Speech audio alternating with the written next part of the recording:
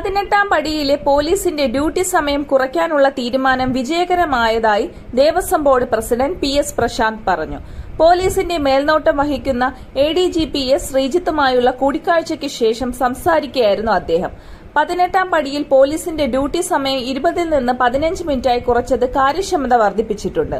മിനിറ്റിൽ 80 പേരെയെങ്കിലും കടത്തിവിടാൻ 18ാം പടിയിൽ കഴിയുന്നു. അതിനാൽ ഭക്തർക്ക് ഏറെ നേരം വരി നിൽക്കേണ്ട അവസ്ഥയില്ല. വെർച്വൽ ക്യൂ വഴി ക്രമീകരിച്ചിരിക്കുന്നതിനാൽ പമ്പ മുതലേ തിക്കും തിരക്കുമില്ലാതെ സന്നിധാനത്തെത്താൻ കഴിയുന്നു. കഴിഞ്ഞ തവണത്തെ പിഴവുകൾ ആവർത്തിക്കാതിരിക്കാനുള്ള ശ്രമമാണ് നടത്തുന്നത്.